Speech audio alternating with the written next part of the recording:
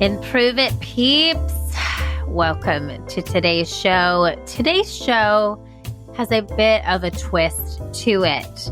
Normally, I'm sitting here giving you all types of tips and tricks on how to be a more mindful, purposeful leader, how to show up for your team. And today is really about how to show up for the most important person in your life, you. Today's episode is a little bit different, and you're going to hear a side of me that is pretty raw and pretty vulnerable. More importantly, you're going to meet an incredible human being who is going to help us surrender. Kute Blackson is a beloved inspirational speaker and transformational teacher. He speaks at countless events he organizes around the world, as well as outside events, including A-Fest, YPO, and Entrepreneurs Organization. He's a member of the Transformational Leadership Council, a select group of 100 of the world's foremost authorities in the personal development industry. He's also the winner of the 2019 Unity New Thought Walden Award. And Blackson, aka Kute, is widely considered a next generation leader in the field of personal development. His mission is simple: to awaken and inspire people across the planet to access inner freedom, live authentically, and fulfill their true life's purpose. I am not even going to give you a high-level overview of today's show. In the vein of the title of this episode, I'm going to let go, and I'm going to let you experience the magic of Kute Blackson. Are you a leader searching for new and innovative ways to drive employee engagement and team morale through the roof? Do you want to create a company culture where everyone feels seen, heard, and valued? Hi, I'm Erin, business improv edutainer, Philfluencer, and professional Zombie who is ready to help you improve your it. Your it being the thing that makes you, you. Think of me as your keeping it real professional development bestie who is here to help you learn from your failures, stand tall in your power, and improve yourself so you can improve the lives of others. Oh, and did I mention that we are improving your it through play? That's right. I am an improvisational comedy expert who uses experiential learning to help you have your aha, ha-ha moments. Those are the moments when the light bulb goes off and you're laughing at the same time. So grab your chicken hat, your notebook, and your inner child, because I'm going to take you on a journey that is both fun and transformative. Welcome to the Improve It podcast.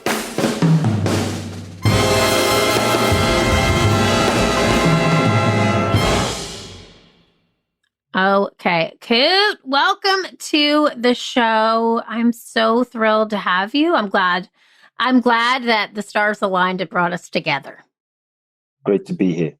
All right, so I love to start off with a fun game we like to do in some of our workshops called 5 Facts. So I want to know 5 things about you that we couldn't find on your website.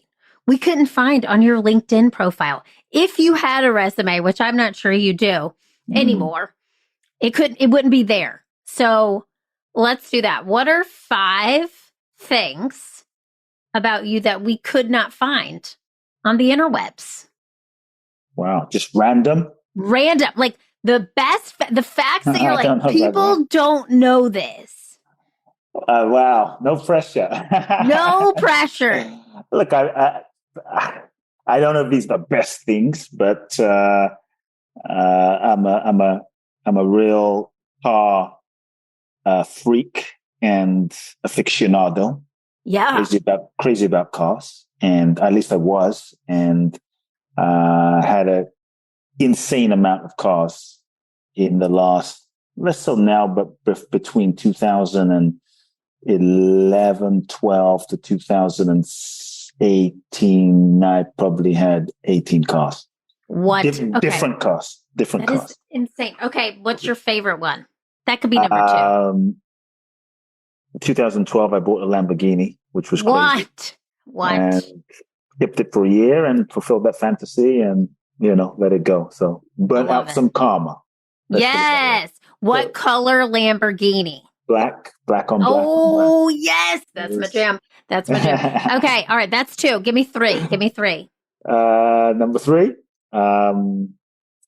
Let's see. Wow, this is a tough one.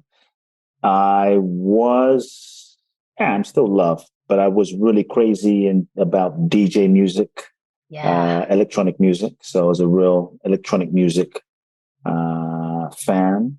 One time I went to my favorite DJ at the time was a guy called 𝙤𝙝𝙤𝙗𝙗. Yep. And I went one time, this is a while back, I went to see 𝙤𝙤𝙗𝙗 5 nights in a row. That was pretty crazy. Yeah. Okay, I'm going to give you that too as your 4th one. That's amazing. You're welcome. You're welcome. Okay. Yep. And now I need 5. But 5 nights in a row, that is a feat. Okay, number 5. Number 5. Number 5. Let's see. Wow. When I was a kid, I had a talent for eating very spicy hot peppers, raw peppers with food. And I would have a contest with my father to see who could eat the hottest food as a way to prove my masculinity as a 12-year-old. Don't you love that? That childhood experience showed up later. That is some spicy stuff right there. No, I love those. Thank you for sharing that. And 5 concert nights in a row. That was crazy. That is crazy. Literally, I don't think I would have a voice. I think I would be exhausted, but also just energized at the same time. And I do know 𝙤𝙤𝙗𝙗. That is awesome. Good stuff. Yeah. So let me do this. I want to start today by just setting an intention for the show. What is one word that you would love to give our audience? And we call our audience the Improve It Peeps. Won't even get into how that got started, but tell me one word you want to get out of today's show.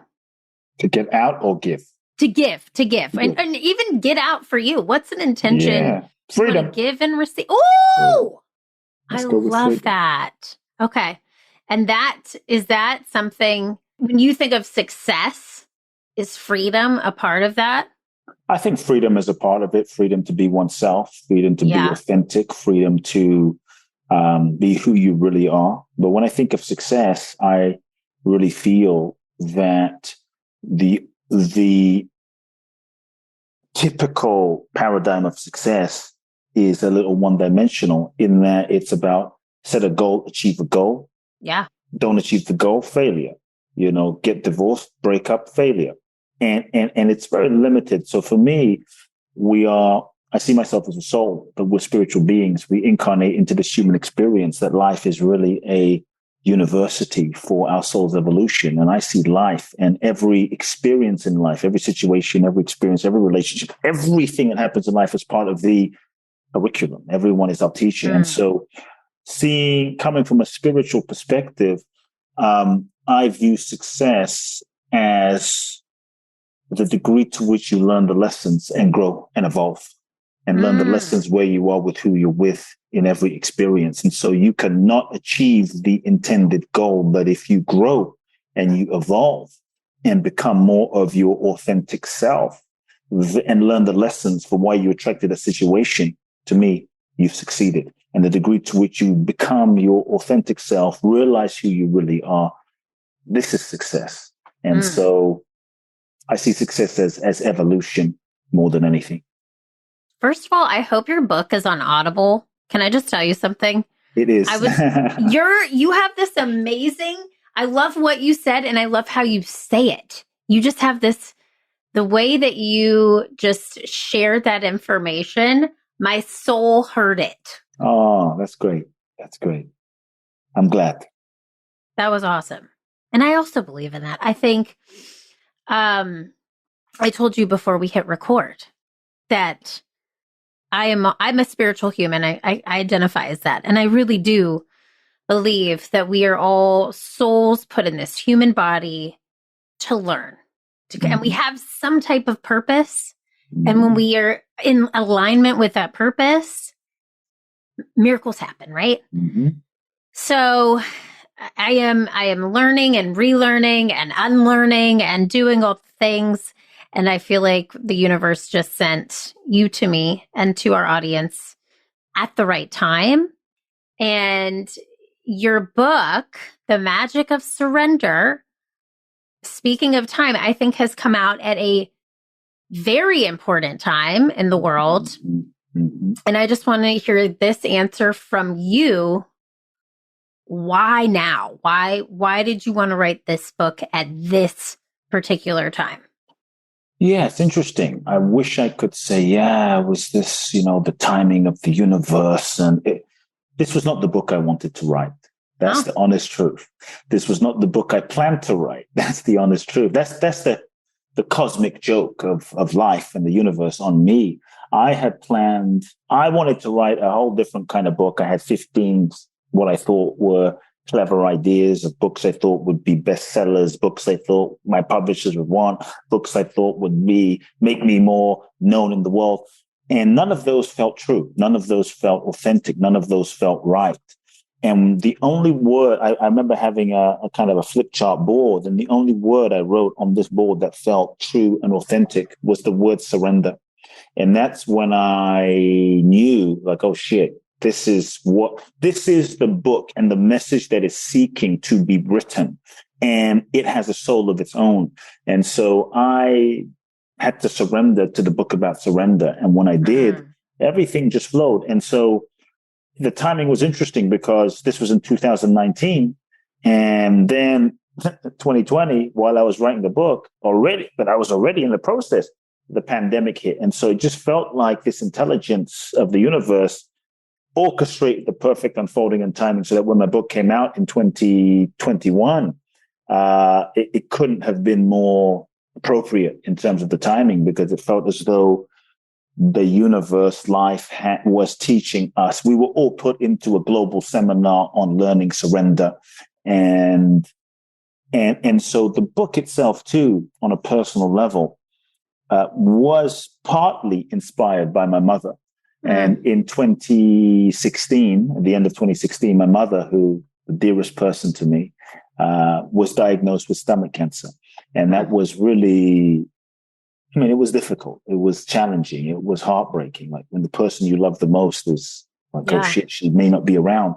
So I began flying back and forth from LA, where I live, to London, literally every month, to be with her for a week and take care of her. And I had all of these plans to heal her and to get her better, and alternative therapies. And probably in a month or two, I realized, like, she's on her own trip. I don't think she's going to make it. And I saw that I really wasn't in control of fixing her and making her whole and healthy. And so I had to surrender. And I would say the seed of the book was planted.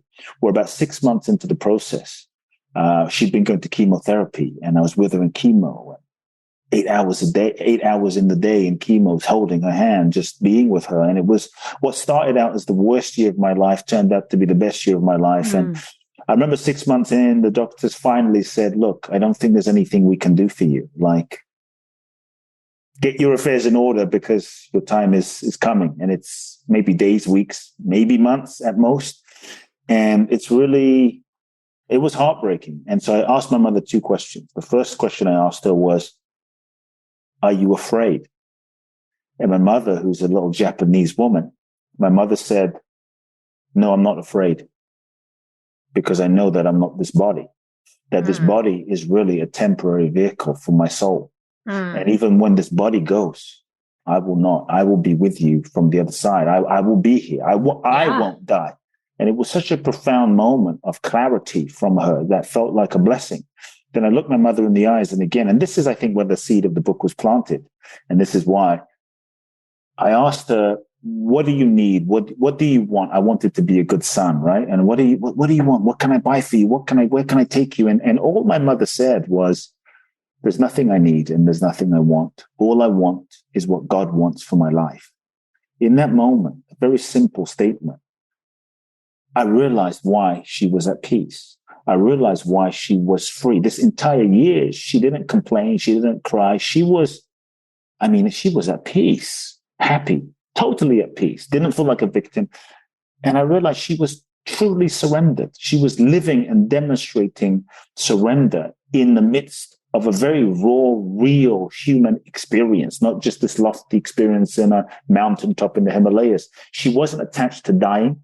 She wasn't attached to living. She was surrendered to life and the highest process for her life and her soul. And that, I think, inspired me to write the book, because I realized the power of surrender in that moment. And as I began reflecting on the truly great ones that I respect, Jesus, Buddha, Gandhi, Mother Teresa, Mandela, Bruce Lee, Muhammad Ali, the list goes on.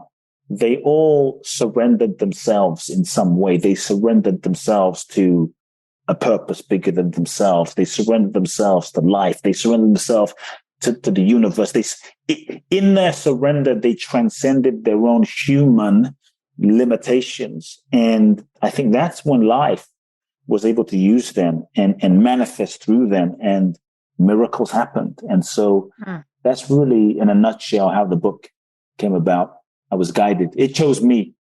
Totally. And let me just tell you, I had chills. I had goosebumps. I had a million emotions during that time. Can I ask you a follow-up question? Please. So she passed. She passed away. Okay. Yeah. Do you feel her presence with you? It's so amazing, because I feel, in a strange way, closer to her now than even when she was alive. And I was very close. But, when someone is alive, at least I took it for granted that she's there. And when someone is alive, you tend to relate to them as a human, as a physical, three-dimensional human being. But when she passed away, it was as though two things. Number one, my connection with her was no longer limited to the human form. So I could feel her all around, all the time. It was no longer like I had to call her up to feel the connection and say hi. She was just with me. And when she died, I remember the first few evenings just weeping, because I felt into her essence. And because I was no longer focused on the human form, I felt who she was. I felt the depth of her love as a human being that she had. And it was so deep that I felt like I finally saw her, like I finally understood who she was. And I felt her, honestly, guiding me, her presence, guiding me. There's specific things that occurred literally weeks after she died that were miraculous. One thing I was trying to manifest that wasn't happening. And the moment she died, within 3 weeks, it happened. And I thought, I knew that was her blessing in my life. And so I feel her presence and, guidance in many ways. And so, for those that might have lost a loved one, I think, look, all forms change. This is the nature of life. Life is transitory. Like, if there's one thing, I remember in that year, sitting with my mother, watching her wash the dishes, and we would take walks in the park. And the truth is, I had spent so much of my life prior to that running around the world trying to help people, and I didn't have time to just hang out and just shoot the breeze and be with my mother as much as I wanted, because I just was so busy. So I told myself. And so I remember when I sat with her, I thought, wow, why did I wait till she was dying to spend this time? The only regret I have in my life is not spending more time with her. And it's a secret regret that has enabled me to really appreciate what's important even more. But I feel her, all forms change. Totally. Life is transitory. But what I found is the loving doesn't change. And the real relationship isn't just with a physical person. So if we think that, in this example, my mother is this body, that we are this body, that person is this body, then the truth is when someone dies, why don't we just drag their body and put them on the couch and there they are, no problem. Yep.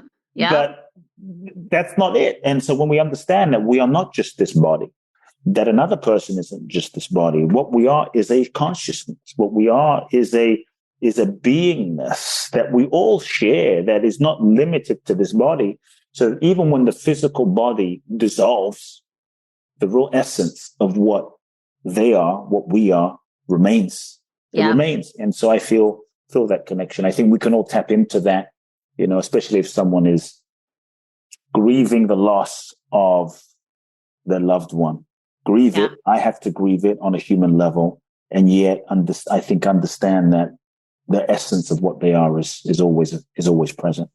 1,000%. Thank you for sharing that. And my mother had a stroke in 2020, and I feel very connected to what you were saying. And she did survive, but she has transformed a little bit, and it has been an evolution of not, and also I'm so glad that you say you grieve and you process and you allowed yourself to feel. I definitely don't think I allowed myself to feel. And I think there was some disassociation that happened that has caused things that I'm now revisiting. And so I feel so deeply for you and your mother. I know she is so proud of you. Woo! She's getting teary. But that's real shit. This is real. And this is, I think, bleeding into what I wanted you to come on this show to talk to our audience about. Go ahead. The grief is hard. Yeah. But the grief is a necessary doorway to deeper surrender. Totally. There is no true, authentic, open-hearted surrender without grieving. Yeah. Because surrender is a death. Surrender is a letting go. A death of who we thought we were, a death of a dream, a death of a relationship, a death of a phase of our life. Oh, I'm no longer 20 years old. Now I'm 30, 40, 50, 60. Surrender is a letting go. And many times in not allowing ourselves to grieve, we don't honor the past. We don't release the past. So we're carrying the past energies into the future. And so sometimes we don't allow ourselves to grieve fully, I've found, because we think it will last forever. We think it will be too much and overwhelming. Sometimes we don't allow ourselves to grieve as a kind of unconscious or even conscious denial. Because if I don't let myself grieve, then maybe I don't have to feel how painful it is, and I don't have to really acknowledge that maybe she's gone. If I don't let myself grieve, then I don't have to acknowledge that my mother's gone fully, and I can kind of live in denial, and that is a survival mechanism, And so I think in many ways, but we don't realize in that denial we keep ourselves stuck, and the degree to which we suppress and deny the grief or the negative, it's not really negative, but let's just call it that, is also the degree to which we limit our capacity to experience the joy and the bliss and happiness. And so when my mother died, what I had to do was acknowledge the grief. And there were a few moments I gave myself, honestly, the only way out is through. And the quickest way through to the other side is through it. And the quickest way through heartbreak is to feel it fully, because all feelings remain present until fully felt. And so what I did, and maybe this will help someone, is I just allowed myself to grieve. And that wasn't like wallowing all day, feeling sorry. It was, I just honored my feelings, decided to be gentle with myself, kind, compassionate, empathetic to myself. But I also gave myself grief sessions where, I think it was for the first month, every night, I just gave myself an hour or however long I needed just to journal, to cry, to just feel whatever the emotions were as a release. And sometimes the process of grieving I felt like my heart was breaking. Mm-hmm. And as I would feel that heart breaking, what would happen was, in the full feeling of the grieving, my heart didn't break. It actually, the current shape of my heart broke open.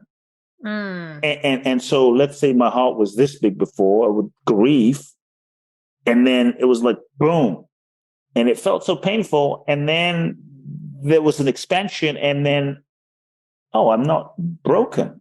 I'm broken open. And it's like the grieving expands your capacity to feel the loving. And then there was a deeper capacity to love. And then another layer of grief and a deeper capacity to love, another layer, a deeper capacity. And so what I found for myself was the grieving allowed me to let go and move on, which sometimes we don't want to. So we want to hold on to that person so we don't grieve as a way of staying connected.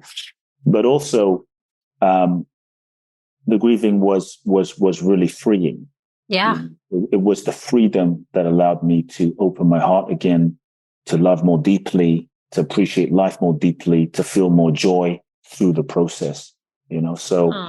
I love this. And there's a deeper resilience that I found too, that when you grieve and you break open, and then you see that you're still there, and then you break open again, which is so vulnerable, and you're still there. Yeah. That's a deeper resilience and strength that you find and develop from within than suppressing it, and not going there. It's like, wow, I've been broken, and I was broken open, and I'm still okay. That's there's a power and a strength that emerges from deep within. I love that. And I got to tell you, I'm open now. Here it is. The cat's out of the bag. I said out loud last week, I am broken. Like, I literally was lying on my bed. This is I'm taking this somewhere I didn't expect this show to go, but we're going to take it there. The disassociation I had from not, and I'm saying all this as our personal journeys to help the people listening today, the disassociation that I had by not grieving a lot of things, including the transformation of who my mother now is, that journey, 2020, just the things that I decided to do were to disassociate and to throw myself into work and to achieve and to achieve and to achieve. And by doing that, I created physical pain. Yes, exactly. In my body. That's what happens. Which I have gone on a massive search for, chiropractors, cupping, dry needling, doctors. Like, it's been over a year. And I finally just read a book called Healing Back Pain by Dr. Sarno. Yes.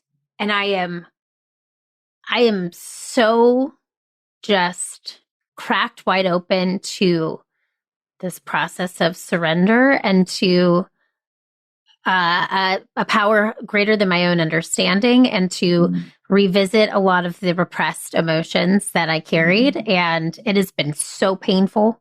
I mean, I'm talking about, like, I have fake eyelashes, Kute, okay? They are gone. I have lost many of them from tears. And I have just really cracked myself. Amazing. And that's surrender, surrendering to the feelings and what's there and the process you're in. That's a surrender. Yeah. And I will say that I think that this may be hard for some of the people listening today to grasp. And I want to share my own personal experience, because I think you have to grieve in order to even understand a little bit of what this means. You have to be able to feel those emotions very deeply, like you said. I want you to tell us too, because I know you talk about in the book, letting go versus surrender. What's the difference? Is there a difference? Are they the same? Yeah, I mean, I talk about it also this way, like acceptance, right? You can be in acceptance. Like, okay, I accept.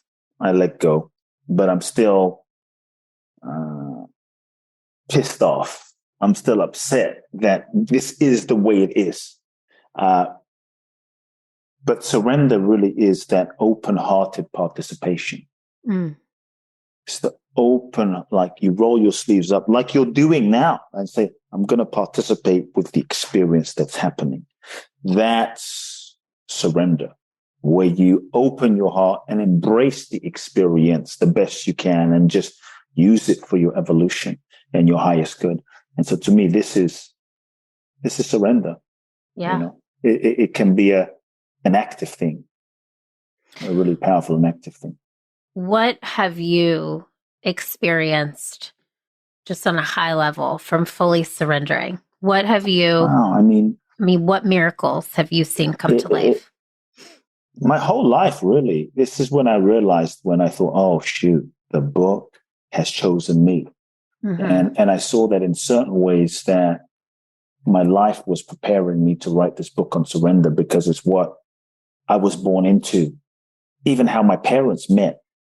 They agreed to get married having never met, having not even seen each other. And my father's from Africa, my mother's Japanese. He's Black, she's Japanese. He's from Africa, she's from first world, third world. And they agreed to get married without ever speaking, seeing each other, having a conversation, surrendering to their guidance. Crazy story. And, somehow made it for 40 some years, and so I was born into surrender. They lived surrender. I realized my mother was living surrender throughout my life and childhood. I just didn't appreciate it because she's just my mom. My dad also being a healer and a minister and a great man in his own right, living surrender. And there have been many moments throughout my life where I've lived surrender. Like I ended up winning a green card in the green card lottery at the age of 18 and a half to come to the US. After finally acknowledging, like my father had 300 churches in Ghana, West Africa, a huge church in London, finally acknowledging I was supposed to take over his church. I was ordained as a minister when I was 14, but finally got to the point of acknowledging this is not my path. And I had to surrender and let go of the expectations and the path. And I was terrified. And when I did, that's when I ended up winning a green card. Literally in the green card lottery that enabled me to follow my dreams and come to the US with 2 suitcases. And how do you win a lottery? You can't plan that, but it happened. And so, to me, the degree of magic we want to experience in our life is in direct proportion to the degree to which we surrender.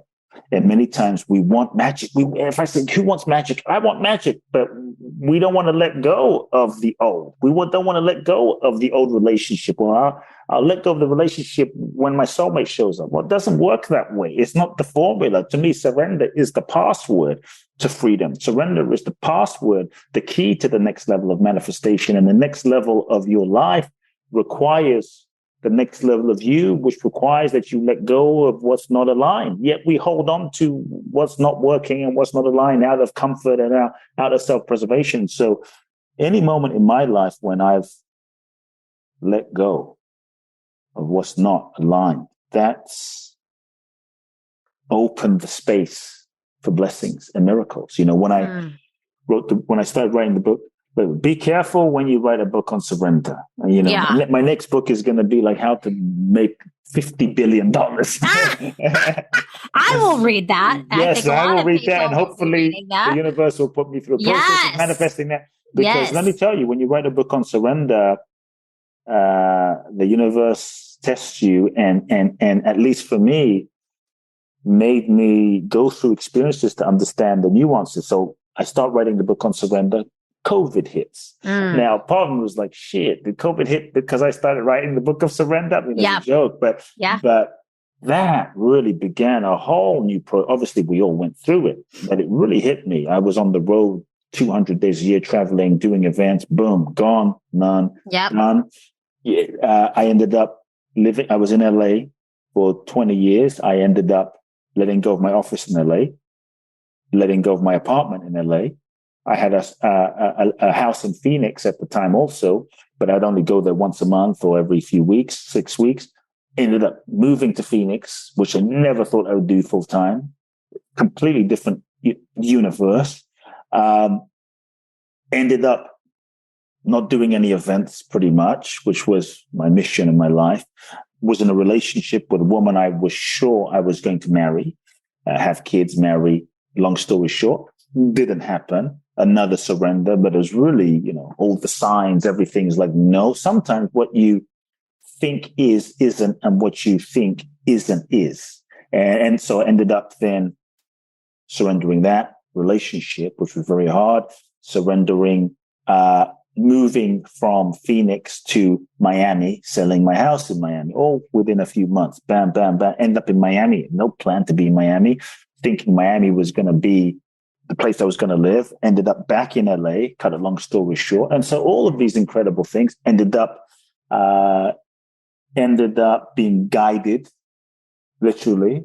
Heard a voice, go to Brazil, ended up being guided. I've been there before, but no real reason following that. Again, surrendering and meeting my wife. And, amazing.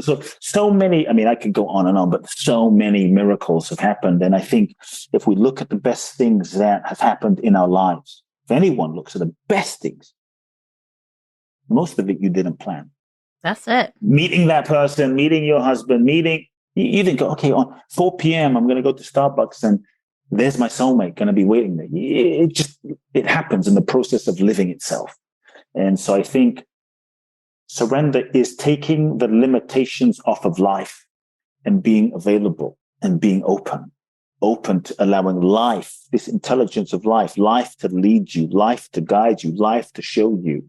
And I think that's when the magic happens. That's when the miracles happen. I freaking love it. And I hope that our audience and Privy Peeps listening today really resonate with that. I think a lot of us hold really tight to a lot of the perfectionism tendencies, people-pleasing tendencies, a lot of the things that we're so used to, the patterns that we've been doing for years and years and years. And I really hope that someone listening today takes what you said, they apply it, and they really put it to heart, not only at work, in every area of their life. Because I do see the miracles that you're talking about. And I have experienced surrender. And when I think I've surrendered, I'm going to surrender more. Yes. Surrender is a process. Yes. And I think anyone listening today who is listening was guided here. So I want to thank you so much for coming on the show. Before we go, I always like to ask our guests, we say improve it is the name of our company, but that it is your purpose. It's your mission. It is what you are put here to do. Kute, what is your it? I'm here to help people, inspire people to remember who they really are. Because I think when we remember who we really are, everything flows from that. That's the real freedom, in knowing who you are. Love it. I love it. Yes. And finding who you are can be a journey, but it leads to where you're at, this ultimate, what I want to say, freedom, as you used your word, your intention. It leads to this freedom and this feeling of you're not alone, you're being guided. And I want to dedicate this show to your mom. Can we do that? Can we give this show to her today? What's her name? Chinko. Oh my God, Chinko, we're thinking of you. We are sending you so much love. And I just want to thank you so much for coming on. Tell our audience where they can find you if they want more. Where can they find you? Firstly, the book, The Magic of Surrender. Check it out on Amazon. Get it on paperback. It's available there. It's a simple, inspiring roadmap to living freedom in every aspect of life. That's that. My main website, KuteBlackson.com, Kute Blackson.com. If people want to go on a deep dive, twice a year I do an event in Bali. It's 12 days. It's called Boundless Bliss. So www.boundlessblissbali.com, and Instagram, Kute Blackson, Facebook, Kute Loveman. We'll put that all in the show notes for you. When's your next Bali trip? December the 5th, depending on when people listen, December the 5th. And then also in July. Amazing. All right. Well, thank you so much. It has been an Thank you. honor to chat with you.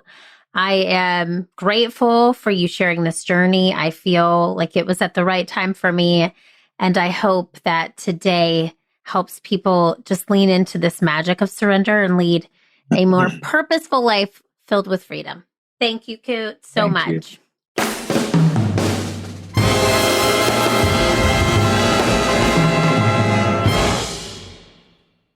Wow. Improve It, peeps. I had many emotions during that recording. Tears, laughter, goosebumps, and an inner presence within myself knowing that we were all guided to hear this message today. I definitely let you in on a little bit about myself and where I'm at in terms of my own healing journey, and I plan on sharing more of that with you in the next month or so. I'm still processing, I'm still learning. And one of the things that I really took away from today's show is this idea of allowing ourselves time to grieve, to feel like we're broken, and then to put those pieces back together and become a greater, more bolder, more vibrant, more guided version of ourselves.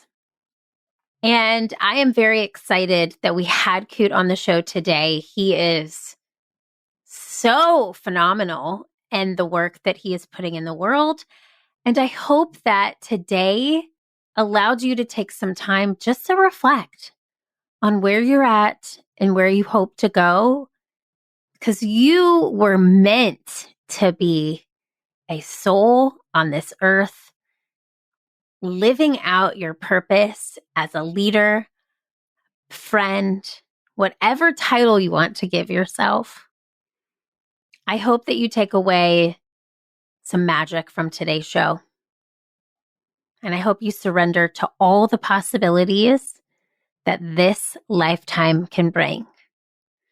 You know what I'm going to say? I want you to keep failing, keep improving, because this world needs that very, very special it that only you can bring.